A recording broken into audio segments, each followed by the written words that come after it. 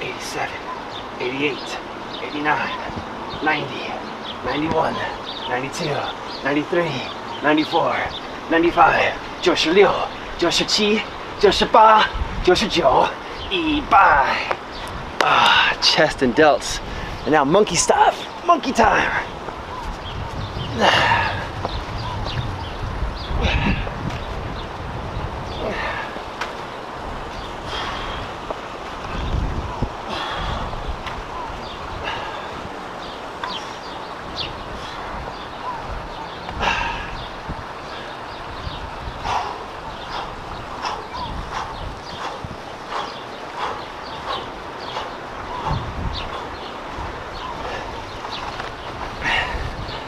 Yo, yo, yo, what's up? It's MTV Cribs, gardening tour style. I'm tired.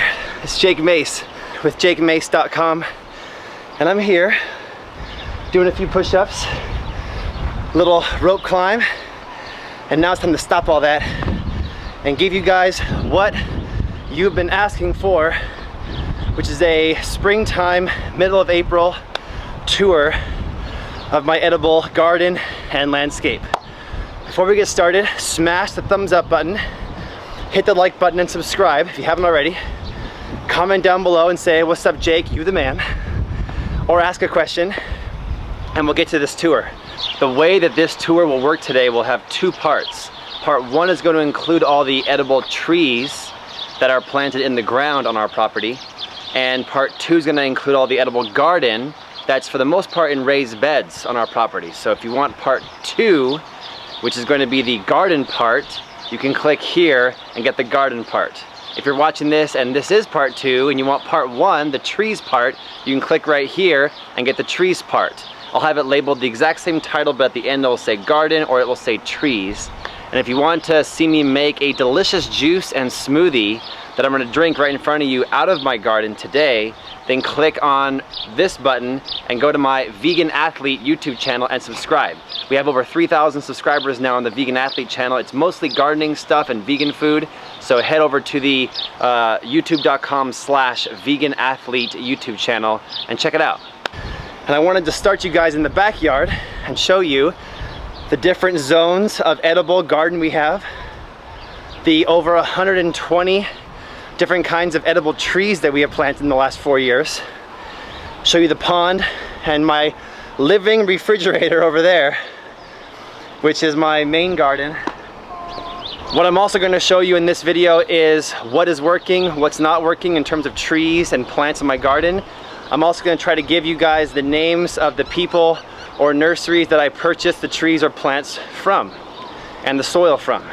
When you're watching this video, take notes, and this will hopefully give you guys some connections that you need to get a garden like this started at your own house. I really think we all should be growing our own food, and if we're gonna have a landscape and we're gonna have plants, we all gotta eat. We might as well make those plants edible or medicinal in some way or another, and then have a separate nonprofit that actually picks the plants and picks the fruit and gives them to the people.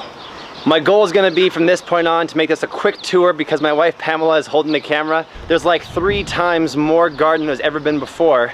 And if you want to see my previous tours of my garden, you can click here, or you can click here, or you can click right here and check out different tours from different years. This is our 4th year at our property, and before it was what it is now, it was just a clay lot full of a bunch of bougainvillea bushes, and you can't eat or do anything with bougainvillea bushes. Behind me, the first tree I want to show you is a Chico sapote tree, or a sapodilla, and this guy's got some fruit on him.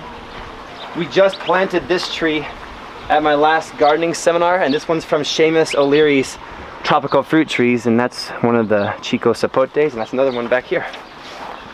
So this guy's already got some nice looking sapotes on him, and Chico sapote is one variety of sapote. This one's already got some new leaves coming out, and we got lots of mulch. I'm gonna say the word wood chips and mulch a million times today. You gotta pile on if you want your trees to be successful. If we go over here,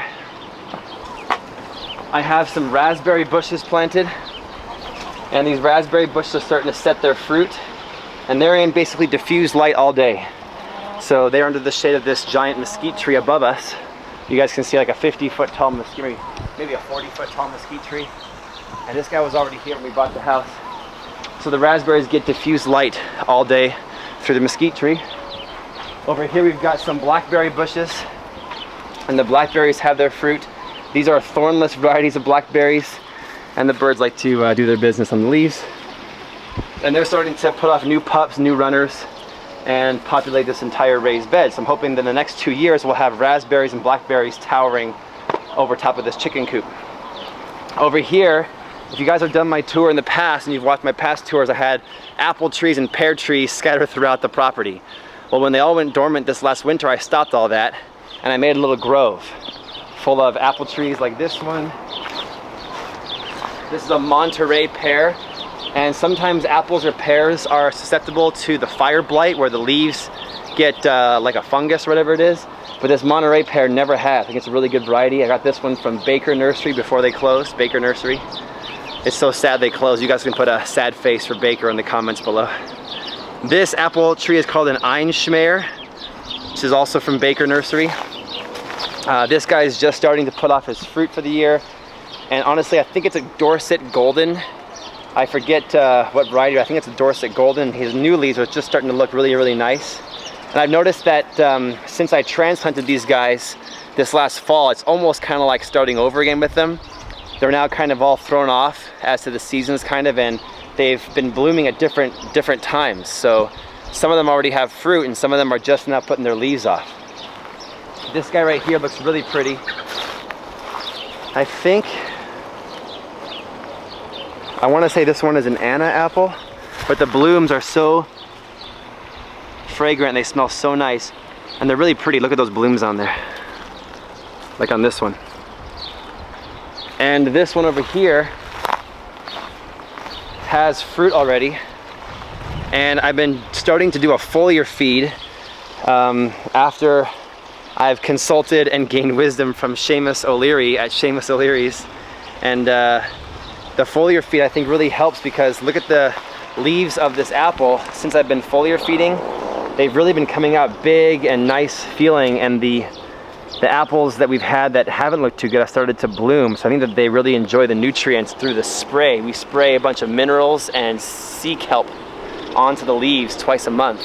And it's a recipe that Seamus O'Leary does with his tropical fruit trees. So I would check that out.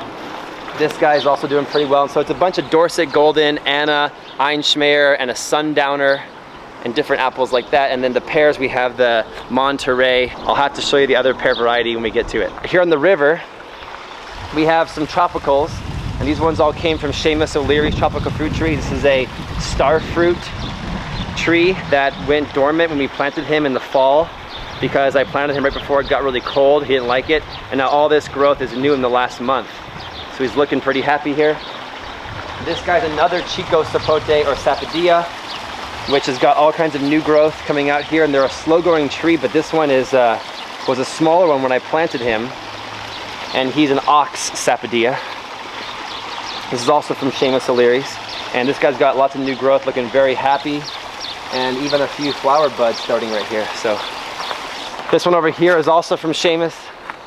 This is a Golden Nugget Loquat. And the loquat, you can use the leaves medicinally or you can eat the fruit. And this guy's only 1 or 2 years old. He hasn't fruited yet, but we're hoping next year will be the fruiting year for this guy. Even our river has got tons of edible stuff in it. We got the water nasturtiums, we got the water lilies, we've got the yerba manza, we've got the taro root, we've got the cattails, and a lot of these plants have medicinal or edible properties, and you want to do a Google search and find out which ones have which. So Google is a very helpful tool for gardeners, so is YouTube. And what I've noticed that along the river I've had some volunteers. So this is the first year where my garden has begun to kind of become more alive than me. And I don't have to initiate, I don't have to play God anymore. I don't have to initiate the blooming. They do it on their own. And so one example of that is this squash plant just popped up here on his own next to the river, and I barely ever even water him. And he's starting to put off some really nice looking flowers with some squash. So I'm hoping we'll have nice squash here from a plant that I didn't even mean to plant. So when this happened, I got excited and I went and bought a packet of zucchini seeds and I just started throwing zucchini seeds all around the river. And now we have zucchini plants that are starting to grow really nicely next to the river. And over here, next to the curry plant, I got this curry plant also from Seamus O'Leary's. And we have another zucchini plant in the back. I think these zucchini plants are from the Native Seed Search Company. We've got a little grove of peach trees. And these are the Bonanza miniature peaches that have little tiny peaches on them. I've noticed that with the Bonanza peach trees, they really take the heat well, they look nice, they stay small, but the peaches are huge. They get really big, so it's pretty cool.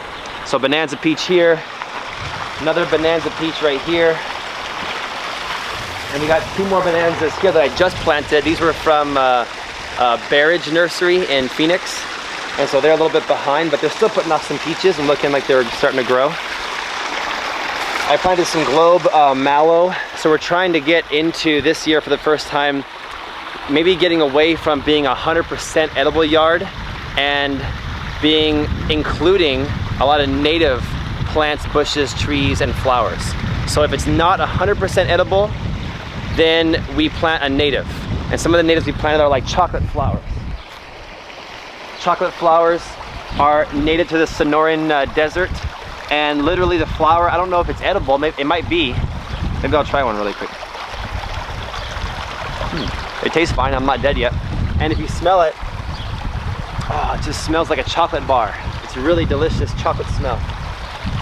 So pretty much any nursery in the Phoenix area should have natives, and this chocolate flower is a really good native. And when it becomes established after a year or two, once it's established, then it doesn't need to be watered ever again. It just lives off the water from Mother Earth. I planted a Suriname cherry here. This was from Greg Peterson at urbanfarm.org. He gave me the Suriname cherry. This one is called a Royal Point Sienna. And this Royal Point Sienna was in a little 1-gallon pot from Seamus O'Leary's Tropical Fruit Trees, and already all this new growth coming out of the center. We just planted this Royal Point Sienna about 2 weeks ago, and he's already looking really healthy in my opinion. And so we're hoping this guy makes it because it's supposed to be one of the Earth's most beautiful trees with beautiful flowers, and the flowers then turn into pea pods to are in the pea family, and those pea pods are edible. So pretty cool. The Royal Point Sienna.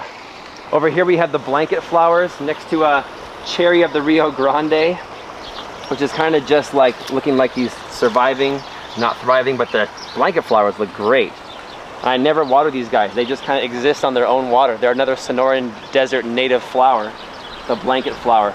If you want to know more about Sonoran Desert native stuff, I recommend going to the Desert Botanical Garden and doing their wildflower walk by the Wildflower Pavilion, and just take notes and take your camera and take pictures of all the signs, and then go to a nursery and look for those flowers, because they have a really excellent wildflower area at the Botanical Garden, which is in Phoenix, next to the Phoenix Zoo. Don't go to the zoo, but yes, go to the garden, because I'm the vegan athlete. I don't agree with zoos, but I love the Botanical Garden. It's one of the most pretty places in the Phoenix area. We've got a Bailey's Marvel mango, which I really abused. When the winter hit this last winter, I decided to move him from the front yard to the backyard because my moringa trees in the front yard were dwarfing over him. He took a hit, but now all this growth is new in the last month and a half. So I'm really excited that my Bailey's Marvel will come back strong and look really healthy in another month or two. This Bailey's Marvel mango was from Seamus O'Leary's Tropical Fruit Trees. Another star fruit tree, because I think star fruit is the bomb. And this is also from Seamus O'Leary's Tropical Fruit Trees. We've got the Jaboticaba, or the Jabuticaba, which is the small bush still. And I keep seeing new little buds coming, so I'm hoping that watering him more regularly with the pond water is an asset to his growth, and that will increase his size. A friend of mine brought this lychee tree to me in a pot, my friend Eric, and it was on its way to death. And so, but look, since I got him, I put some new soil around them and put wood chips on top. I heavily mulched the top, and I've been watering him with pond water, and all this stuff on top is all the nice new growth of the lychee. So I'm hoping that before long, I could actually take this lychee tree and plant him somewhere in the yard. We got this guava called a pink lady guava, is it called? Oh, sorry, it's a Ruby Supreme guava. And this Ruby Supreme guava was from Seamus O'Leary's, and it was just a bare root. And he said, if you want to try to nurse it back to health, you can give it a try. And he gave it to me, and I said, sure. And sure enough, it's coming back really, really nicely. So this one is another subtropical guava, which is from the Rare Fruit Growers plant sale they have, the Rare Fruit Growers in Phoenix. And you can find them on Facebook, and their website's out there too. Subtropical from the Rare Fruit Growers. And back this way, we're kind of making this a tropical zone. So I got the papaya tree in year 2. And I almost killed this guy because I didn't cover him enough over the winter, but he made it. The main stalk survived, and all this new growth is coming off. This was from my friend Mr. Rosenberg, or Dr. Rosenberg, who's also into edible trees, and he gave me this papaya tree. I'm trying to keep it alive, not only to have papayas, which I love papayas, but also I don't want to let Dr. Rosenberg down. So I'm trying to keep it going for Dr. R there. And this guy's doing really nice now. He's starting to put on more growth, papaya flowers. So I figured, hey, this papaya is doing well. Let's do a little papaya walkway, papaya grove. And so along the walkway here, from the Rare Fruit Growers plant sale and from Dr. Rosenberg, they hooked me up with some Mexican papayas, a Tainan papaya. So Mexican papaya, a Tainan papaya, another Tainan here, and a Mexican here. And I'm hoping we'll have 6 to 8 foot to 10 foot tall papayas that we can walk through as we get to the back tropical area. Next is the Kerry mango tree that Seamus O'Leary and I planted together. Seamus will plant trees for you in your yard for $10,000 an hour. No, I'm just kidding. Usually you gotta plant them yourself, but this was a special tree that was in a 65-gallon pot. It was a humongous mango tree, and it literally took us a few hours to dig the immensely large hole to plant the tree, give it sufficient mulch, water them, put the mycorrhiza and the azomite rock dust minerals in the soil, and really treat him well. And so far he's looking really nice, no shock, and he's got some good looking mangoes that are up top here, that are down here,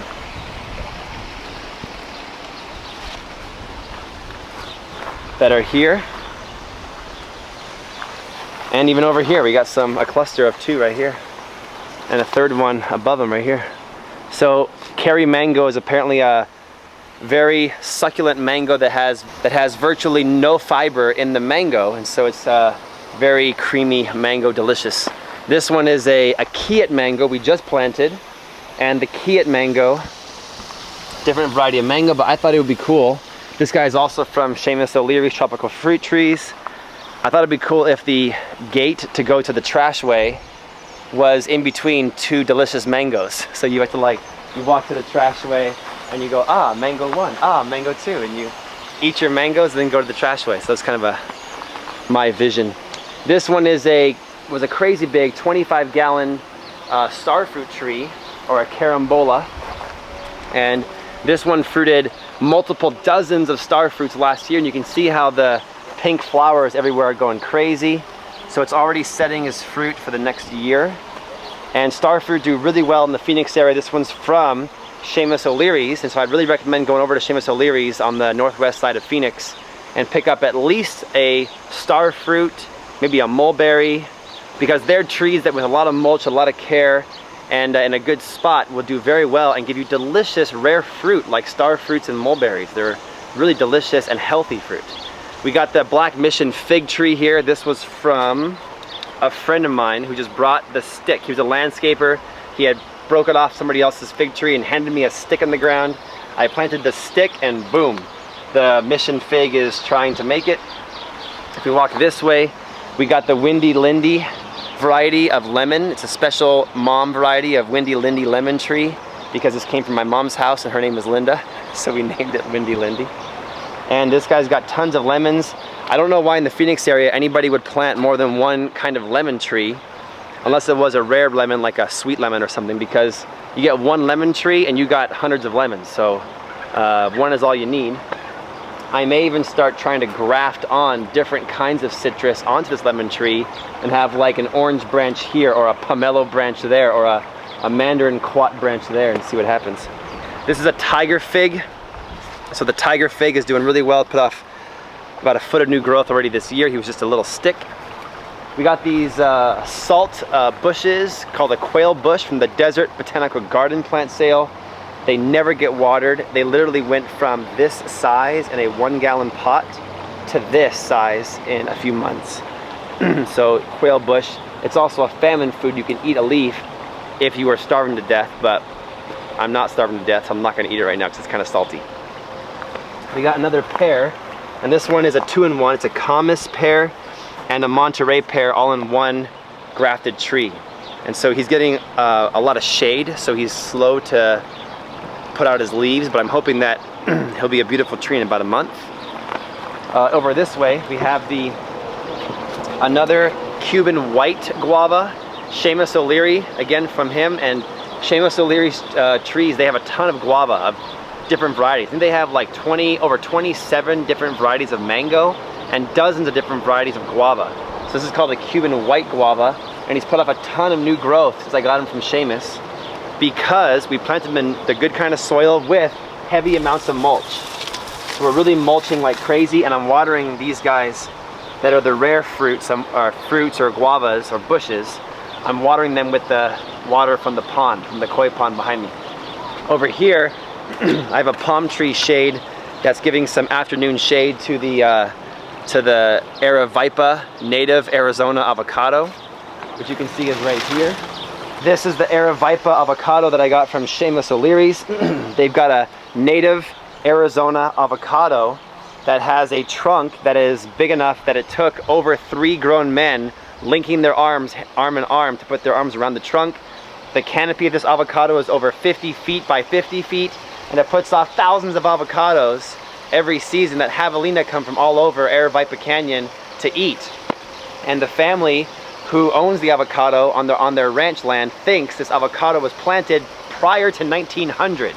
So this could be a over 100-year-old avocado tree that a lot of the rare fruit growers in the Phoenix area took a lot of budwood off of, and have now grafted and propagated babies of this native Superior area Aravaipa Canyon avocado. So this is one of the babies, and he's putting off some really healthy new growth. The new growth looks amazing, and you can see how through this leaf he's getting some diffused light in the afternoon. I got the pineapple guava bush, which is the first pineapple guava I planted, thinking I would have delicious pineapple guavas, because my favorite YouTube channel for gardening is John Kohler with growingyourgreens.com. It's never fruited a guava, but it does put off hundreds of flowers, and you can take the petals of the flowers like this and eat the petals, and they taste like sweet, floral, vanilla ice cream. Very nice, very delicious. So a great addition to salads and such. We've got behind you guys, we've got the apricot tree. This one's in a lot of shade, so he constantly reaches for the sun, but he's got, for the first year, he's got a ton of apricots. Virtually every tree in this yard until recently was planted as a 1 to 3 gallon tree. So they were all in their first year of life. Recently we started expanding out into some larger trees, but the majority, 85 to 90% of our trees here were planted as a 1 or 3 gallon. And so they haven't fruited before now. So this is our 4th year here, and apricots for the first time.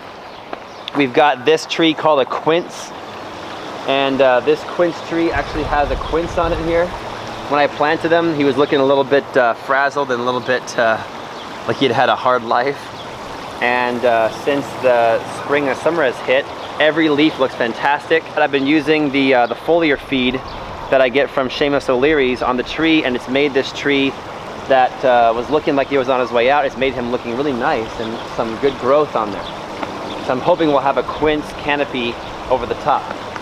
This was the ironwood tree I got from Botanical Gardens plant sale. And when I bought this ironwood tree, it was in a pot this size, and the tree was this tall, and it was so skinny I put my hand around it. And now, in just 3.5 to 4 years, it's gone from this pot to this size. So the Botanical Garden folks were wrong. I like them, but they were wrong. They told me that it would be a slow-growing cactus-like tree. They're wrong. It's been a fast-growing, incredibly prolific tree.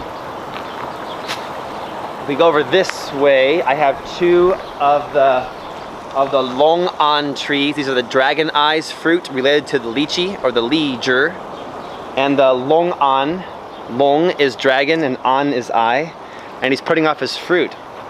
And when trees like this put off their fruit, sometimes the leaves look a little bit ragged because all the energy is going into the fruit production. So this guy will put off his long Ans or dragon eye fruits, and then he'll fruit, ripen, I'll pick them, I'll eat them, and then he'll put off more health toward his leaves. So he's got a little friend.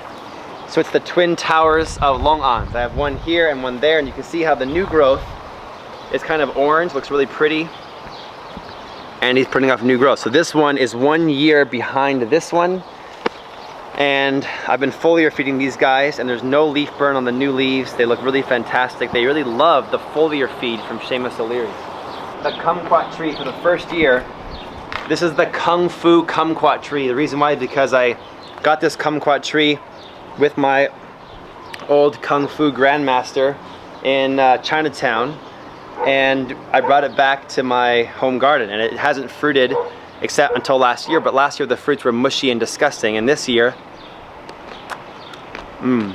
they're juicy and tart and fantastic. And so obviously this is a standard kumquat tree, and it gets bigger every season, bigger and bigger and bigger, and there's just loaded with kumquats. So I'm really happy about this tree. Let's go over here, you guys. We got the pecan tree going on. This is a Tejas pecan tree, I think, a Tejas. T-E-J-A-S, Tejas pecan. And we planted this guy last year. Last year, he was a bare root, single, little skinny trunk from Baker Nursery. And this year, look how big he is in just 1 year. So 1 year growth equals a pretty good looking pecan tree now, which is taller than me. And I'm 6'1". I'm 6'2" with shoes on. And this guy's got me now, so looking pretty good. Ooh, look at this bug. What kind of bug is that? Can you guys see? Tell me in the comments below what kind of bug that is. This is the western facing wall of our house. So literally before we were growing here, the sun sets over there and bakes the master bedroom. So you couldn't even touch the house because it was 200 degrees, so hot. It would burn your skin. And so what we did is we planted a lot of different things on the wall, and they all died, except for grapevines. Grapevines laugh at the sun, the heat, they laugh at it. And so we have an autumn royale grape. It's called an autumn royale. And this guy's looking really, really nice. Tons of grapevines or grape leaves, which you can use to eat on salads or make into dolmades or dolmas. And he's putting off lots of different grape clusters, which will be grapes in about a couple months, because these are a later season producing grape. But next to him, I think this is the Thompson seedless, I think. I forget because I moved him here 1 year, and I think he's Thompson seedless, and he's just loaded with grape clusters, so you guys can see. Grape clusters everywhere, and the leaves look so healthy this season. I'm really impressed. And these guys laugh at the sun, and now they're shading the house and taking our power bill down. They're making us have less air conditioning in the summer because it's not all being baked away by the setting sun. Our Florida Prince peach tree has looked really good historically, and this year it's loaded with peaches again. It's got hundreds of peaches. They're not quite ripe yet, but the leaves have taken a bit of a hit this spring. So I've been putting in some iron into the soil. I've been foliar feeding this guy, and I'm hoping that once the peaches ripen and we pick them, he'll put off some beautiful new foliage, because he's really a delicious tree in his 3rd or 4th year, and he's one of the first trees we planted. So partially what we've done is we've also heavily mulched him, trying to give him more nutrients. This last year we planted a female carob tree. So the carob tree is putting off some new growth in the crotches here and looking like he's starting to grow for the first time. They want it hot, and they want it hot and a little dry. So we're trying to nurse this carob tree along. We've got different grapes. These are all the autumn royale grapes growing up each post that holds the shade sail up. Down below we have the pineapple guava. So we have pineapple guava bushes with the grapes, the autumn royale grapes behind them, and the shade sail up top. And check this out. For the first year, this pineapple guava, which was so small, these guys were like in like a half-gallon pot. They put off their flowers. So growing your own food is like better than investing in a bank. I would say do not invest in banks. and do not invest in the stock market, but instead invest in your own health and in your own food, and do that by growing the highest quality food you can, because you'll beat the medical system, you'll beat the stock market, you'll beat old age, at least for a while, and you'll live a better life in the process. And it's fun. It's good to get some sun and to have all that hard work. Another Chico Sapote tree from Seamus O'Leary. This one is a Thai variety of Sapodilla. Chico Sapote with a few sapotes on them. Looking pretty good. Next to the Chico Sapote is the Barbados cherry I featured before on my YouTube channel, so check out the videos at the Vegan Athlete YouTube channel. The Barbados cherry is loaded with flowers. This is it's been in the ground for 1 year. I think it's a 2-year-old Barbados cherry, or acerola. And we just ate all the cherries off of him yesterday on camera. So if you want to see, I found one more down here, and you guys can see the cherry down below. And these cherries are so delicious. I can't even believe it. And I'm gonna let this guy get ripe for one more day. But this is a kind of cherry tree that loves the heat and is tropical. Looks like a pomegranate, kind of bushy type, and you can prune it however you want. And I got this guy also from Seamus O'Leary's Tropical Fruit Trees. Let's see what we got over here. Brand new, newly planted tree. This is supposed to be more so a life-giving tree than the moringa trees. This is not a moringa. It's called a neem tree. And the neem tree is the tree of life, and there are thousands and thousands and thousands of uses for neem. One use is we use neem oil to control pests in our garden. And the neem tree, you can Google search it, N-E-E-M. They do really well in the Phoenix area. We're hoping this will be a center of the yard tree that will create a nice shady canopy in the yard, and he's looking pretty good. He took the transplant well. I got this neem tree from Seamus O'Leary's Tropical Fruit Trees as well. So check out Seamus for the neem tree.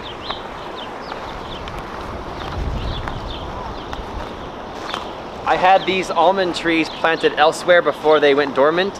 And so I moved them when they went dormant to here, and I'm making a tight quarter almond grove in like a triangle shape, because this one has pink flowers and these guys have white. This one's a Garden Prince, and this one's an all-in-one almond. And they look good. They came back. This guy, the almond one, has a lot of almonds on them. See, they're fuzzy at first, you guys can see. Check this out. They're fuzzy at first and they become ripe. The flowers are beautiful, but in my opinion, they look like they're kind of like giving me the middle finger from transplanting. So hopefully next year they'll be a lot healthier looking. But the leaves look good. I'm foliar feeding them, and I'm giving them good pond water in the roots and all that jazz. I want to show you guys the front yard garden. Let's go.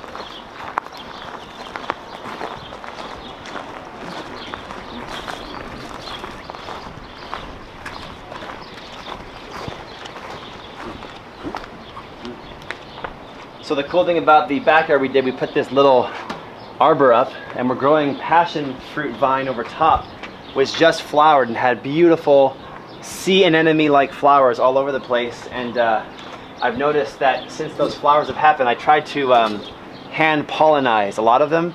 You've even got some passion fruit now growing from the flowers. So we got nice little passion fruit there. So we'll get passion fruit off of our vine. And you guys should see how massive this vine is. This is only one plant. Check this out. It grows above me here and shades us on our little patio. After you. And then this is the same one plant all over the place here, and it's covering our rainwater barrel that we catch rainwater in. And look at this guy, one plant. It's massive, just growing everywhere. And the flowers are like this, and they close up. They got purple on the inside. And this one is closed up for the day. So before they close up, I try to take a little pollen and kind of push the pollen in there and see if I can sprinkle some pollen in the flower and hopefully pollinize it. And that's what we do. So hopefully this year the flowers bloomed. I didn't know you could hand pollinize, so I missed the first half, but I pollinized the second half. And so we'll see. Hopefully I'll have a lot of passion fruits coming up. Come to me, darlings. Let's continue the tree tour here in my front yard. My front yard was going to be a series of raised beds like John Kohler was doing, but when we first bought the house, we had these two full-grown navel orange trees that were kind of in the way. And so I thought, you know, let's leave those guys there because they're delicious. And my wife said, just plant trees in the front yard and go crazy with trees. She goes, whatever you want to do, just do it, trees. It's like, okay. So we're doing trees in the front yard instead of raised beds. And we have a lot of different trees that are starting to look more mature and bigger. And in my opinion, they look better as they look more mature. At first it looked like, what is this crazy guy doing in his front yard? Now it looks like, ooh, it's kind of a cool little feature people look at and they show their friends when they walk past my house. So my neighbors seem to love it. At least they say that to my face and they seem genuine. Here's a pluot tree, and the pluot this year for the first time has tons of pluots. They're not ripe yet, but they're getting there. And in my opinion, this pluot looks really healthy. So I would really recommend growing a pluot in Arizona and Phoenix area. This is a 3-in-1 pluot that was from Baker Nursery back in the day. So it's got 3 different kinds of pluots grafted on one rootstock and looks really good. Over here, we have one of the navel oranges that was planted when we first got the house. And I pretty much decimated all the oranges off of this guy because I love navel oranges, and I ate them all off. This one right here is the very first star fruit tree that I planted from Seamus O'Leary's tropical fruit trees, and this one's doing really well finally. For a while I couldn't get the watering schedule right. I kept watering him and he would get yellow leaves, and I would stop watering and he would die and he would come back. And so finally here I think I got it dialed in, and I've been watering him with the pond water as well. And this was just a small, like a 5-gallon, I think a 5-gallon tree from Seamus O'Leary's. And now it's looking really good. I mean, he got flowers this last winter, he's got tons of new growth, and he's looking much bushier. And he makes me happy when I pull up to the house in my Nissan Leaf electric car and I get to see this nice new adolescent tree that's getting toward maturity. Back here is the loquat. And I want to apologize to Seamus. I didn't know about him back in the day, years ago, when I bought this loquat. This was from Lowe's. And so this loquat, check it out over here, I'll show you. For the first time this year, he was like a 3-gallon from Lowe's for like $20. And now for the first time this year, he's got loquats. And so we can just pick that loquat there. And over here, there's another one. We can pick this one here, and that's what loquats look like. They can be larger than that. There was about a dozen on this tree this year, and I ate all of them so far, and I'll share with my wife here. Let's do a cheers to the loquat. Cheers. And the loquat to me tastes like a really, like a orangey, it tastes like an orange with sugar on top. Like a tropical orange. So good. And they usually have 1 to 3 seeds on the inside that I've heard are high in arsenic, so don't eat the seeds, but throw them back into the tree for mulch. Or germinate them and grow your own tree. All the loquat trees at Seamus's place are grafted, so you get fruit really quick off of them, and Seamus has the healthiest trees, so they'll set you up. If you look at it, look at the difference. These leaves right here were last year's leaves. That's what my tree looked like last year, with the burnt tips smaller. And then I started putting more mulch down there, more azomite rock dust minerals down there, and I began doing the foliar feed from Seamus O'Leary's tropical trees, and now look at the leaves. So last year's down there, and this year's looking much, much better. We go over here, you guys will see that we've got a Santa Rosa plum. And the Santa Rosa plum tree this year is looking really big, and he's got lots of good looking plums. See, like this one? Just hanging off there. And this was also a tree from Lowe's that was only $20, and my Kung Fu master friend Matthew Lee with the Tao of Kung Fu YouTube channel, he planted this one with me. It was a little tiny ball, and now look at the size of it. So when you get a Kung Fu master to help you plant trees, this is the kind of success you get. This tree right here I'm looking at is next to the Santa Rosa plum. My favorite fruit is a fig. And so this is a Texas blue giant fig. And this guy's growing pretty well, and he got a couple of figs last year. This year he has many, many more babies coming off. And he seems pretty healthy. A lot of times fig trees come with a lot of like cover branches that sprawl on the ground, so I cut all those off to encourage more of a canopy, and now he's growing pretty well, and I'm hoping he'll have the most gigantic, healthy, and delicious figs ever. This tree right here is a jujube, another jujube, and this one is the long. I believe this one is the long jujube. And so this year alone, look at this branch, for instance. This guy went deciduous. He lost all his leaves, and from here, where my finger is, to here, just in the last 2 months. That's all the new growth that's happened in the last 2 months. So this is the first year where my trees are starting to say, all right, Jake Mace, thank you for the azomite and the rock minerals and for the worms and for the good soil and for the mulch. Let's put off some growth for you. And this one too, look at that. It went from there where my finger is up to here now, just since the last 2 months. And look at how many flowers on the stem, look at this. And look at all those jujubes, Chinese dates off there on all those joints, looking really healthy. So this one looks like a great one. I had to stake him a little bit because he was starting to blow over a bit because he's put off so much top growth, but he'll get stronger. I would not get one of these, in my opinion. This is a guamuchil. I planted 2 of them. I got them from Lowe's, and I looked them up on Google first, and they said that they were the hot new tree in California, and they're supposed to have an edible bean that you eat the white flesh and it tastes like banana cream pie or something. And in the summertime, last summer, it put off lots of new growth, but then the winter hit it, and they're supposed to be cold hardy down to like 20 degrees, but it only got to like in the high 20s for a couple of days, and it lost his leaves and never came back. He tried but never came back. So I'm cutting this guy out, and we're gonna put something better here from Seamus O'Leary's Tropical Trees, because Seamus is where it's at for edible trees, and I wanna put something special in this spot next to the apricot. And this apricot tree for the first year has tons of good looking apricots all over him. And this apricot is so cute. I mean, look at the cute little leaves. They're like hearts, little hearts.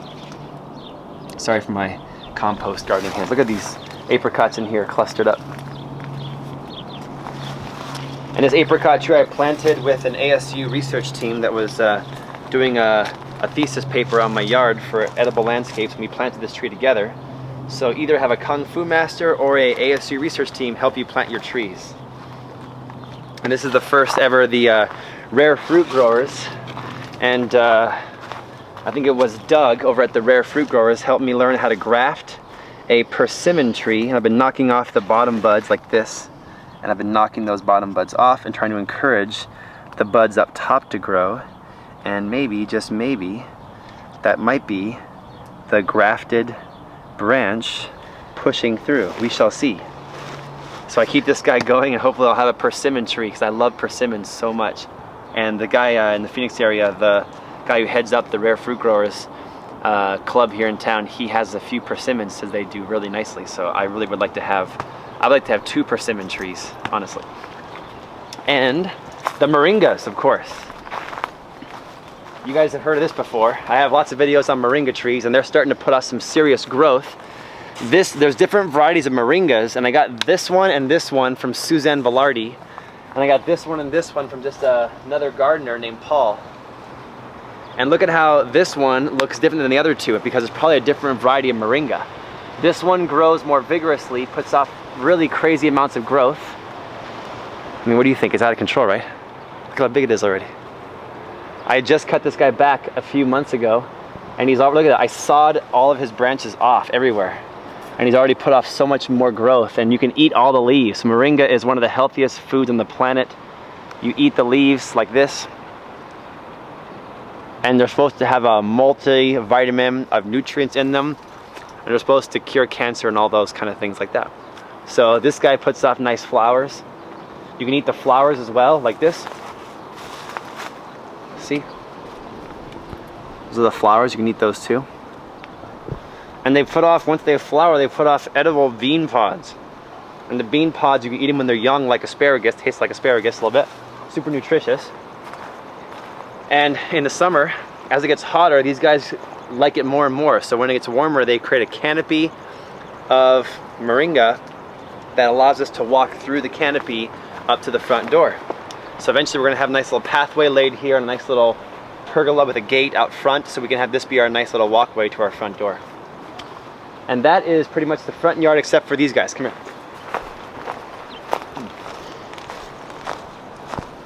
These last few trees I got from Greg Peterson's pop-up nursery, the urbanfarm.org nursery, and this is a really delicious tree. It's a mandarin that has lumpy flesh, kind of like one of those sumo mandarins. This one is a grapefruit tree, which is really beautiful. The leaves on this tree look really nice. They're dark. I've been foliar feeding these guys too with Seamus O'Leary's foliar feed. And this guy's put on some serious growth the last season. And then over here is the tangerine. This is my favorite orange. I wish I had 3 more like this one. The tangerine was so delicious. And it's like a hedge of citrus. I wanted to have a hedge of citrus right here in the front. And so that's our front yard garden of trees. All right, we're in the backyard. We're gonna finish up this tree tour. And let's go look at these trees over here. We got our pomegranate tree, it's the angel red pomegranate. And this guy is blooming some beautiful looking pomegranates this year. Last year, he put off his first mature pomegranates ever, because this was a new pomegranate tree from Gardener's World, which was on Baseline, but they closed. And my friend's mom worked there, so they sold me this tree. It's an angel red pomegranate.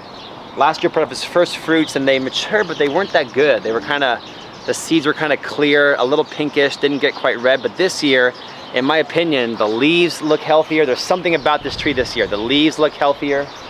The flowers look much more red. Like they look really healthy red. They look beautiful. And the flowers have matured into beautiful looking pomegranates. So I'm hoping that this year we will have some really delicious, fully ripe pomegranates, because that's one of my favorite things ever.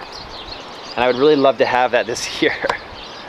In addition to that, we have the other Aravaipa avocado here. And this is also from Seamus O'Leary's tropical fruit trees. And this Aravaipa, as you can see, it's about 4 o'clock in the afternoon right now, and this one gets afternoon shade. So I'm hoping that's gonna be good for it. We'll see. And I've been watering this guy with the pond water, with a lot of heavy mulch inside here. Leaves, pine needles, wood chips. And let's hope that he grows into a vigorous, edible avocado monster tree. That's what I want. I have the logs here to block the dinosaur right there, because I was afraid that the dinosaur would eat the avocado, but he hasn't yet because I put the defense. Behind me over here, we've got the June plum. It's called a June plum, also from Seamus O'Leary's. And the June plum apparently is very popular in Asian culinary practices, and I guess the fruit tastes kind of like a lemon lime Gatorade. So the fruits look really good. I planted this guy from Seamus O'Leary's, never went into shock, was really healthy, put off new seed pods, put off new growth. I've been foliar feeding this guy and watering him with the pond water, and the fruits look like they're getting more and more mature, so I can't wait to taste one. I hope it matures soon. In the xeriscape over here, I planted a Florida blue Palo Verde, and they have edible pods. So the Palo Verde is grown inside the xeriscape to give some shade to the cactus, because even cactus need companion plants. And if you look over here, these pods are edible, but not the outside, not the skin. So I gotta wait about a month, and then you pop the pea out, because it's the pea family, kind of like a mesquite, and you can eat the edible pea on the inside. So I've heard that Florida blue Palo Verde is one of the most delicious kinds of Palo Verde. And then, of course, the Peruvian apple cactus, which was Pamela's father, that gave us this arm and has now grown a beautiful cactus. Right here next to the cactus is another jujube. This is the long jujube, and this one I just cut off part of him to help bring some symmetry, and he's put off all this new growth down here. So he's looking the healthiest ever, you think, the healthiest so far. And then next to him, I planted this tree in one of my gardening seminars we had here at Longevity Gardens. This was last year's gardening seminar. It's the contorted jujube. And this one was from Baker Nursery, and this one is loaded with flowers. Look at how many flowers are on them. Just all over, like, it's just flowers everywhere. Here's one thing, see this moth right here, this black moth, can you guys see it? Kind of pretty with the orange head and the black wings, or the bluish black wings. Those are the moths that will put skeleton caterpillars on your grapevines, and then those caterpillars will eat your grape leaves and decimate your whole crop. So you want to be careful of these guys. They're very pretty, but they will lay their eggs, and they will put off caterpillars that will decimate your grape orchard, your vineyard. So you want to be careful. If you look at the back of your grape leaves and you see a bunch of white dots in a grid pattern, those are the eggs. You want to brush those off, maybe spray them off. And the contorted jujube looks really healthy. Tons of new growth. I think he looks wonderful this year. And he's a really pretty tree, like almost like he's weeping. We also have the goji berry tree, or the goji berry bush. And you can see I've gotten probably about 100 goji berries so far this year. Look right here. See them growing down here? And even though the bush doesn't look that good, the fruits are delicious. So you pick off the fruits like this, over here even. See right in front of you? Pick off the fruits. And the birds, when they discover them, they like them as well. But this guy's 3 years old, and there's some kind of a bug or something that eats the leaves. So every season, this guy in the spring grows brand new, amazing looking leaves, and then something gets in there and eats them off. I've heard it's white flies, but I don't know about that. But even though he gets eaten, he's so big now that he still produces delicious fruits, and we get about 100 or so fresh goji berries. You want to take one? And we can eat them. I like goji berries, but they're always dried in the store, dehydrated. Fresh, they're so delicious, and they're supposed to have more antioxidants and more protein than almost any other plant, any other fruit out there. And lastly, let's check out the fig. This is also a pear tree right here. There's no partridge in this pear tree. But I think this pear tree is a camas. I think it's a camas pear. It looks really healthy. And they flowered, and he's got some pears coming along here after the flowers. So hopefully we'll get a little crop of pears. And you can see how he gets some afternoon shade from the mesquite tree there. This fig tree was also one of the first trees I planted, and it was just a branch that one of my students in the Kung Fu school handed me a branch off of one of his customers' trees, and the branch just put it in the ground, and from that it's grown this big tree. And look at all the figs hanging off of here. They're all over. And this guy, last season, only about 20% of the figs became mature and ripe. So I'm going to try this year to do whatever I can. I've heavily mulched the bottom. I've been throwing in azomite. I've been watering him with deep, slow water, putting in some of the pond water in there. And hopefully we'll have the best crop of figs yet. In my opinion, the leaves look the healthiest they've ever looked on this fig tree. And that's it, guys. I hope you guys enjoyed my tree tour. If you want to see the garden tour, click on the link right here and go look at the garden tour and be inspired. I hope that you guys, even if you can't grow as much as we've grown, I hope you can grow more, but if you can't grow this much, pick one thing and maybe do one bed like this, one 6-foot by 3-foot bed, and then put some compost in there and put some azomite, rock minerals, put some worm castings, maybe some coconut coir. I do use a lot of coconut coir. I buy it in blocks off of Amazon. And cover the top with wood chips so that the plants have moisture staying in the soil, and grow something. Earth Day is coming up. Grow something for Earth Day. Plant a tree, plant a garden, plant it edible, because it might as well be edible. Eat it, become healthier, live longer, and hopefully we will be living a life without sickness and then die quickly, like the Chinese say. Thanks for subscribing, hitting that like button. Check out my Vegan Athlete YouTube channel. Go to youtube.com/veganathlete and check it out, because we'll have a juice I'm gonna make right now out of the garden. If you wanna see what I'm gonna be juicing, it's on the Vegan Athlete channel. Click the video link right here and watch the juice. And I'll see you guys back here next time.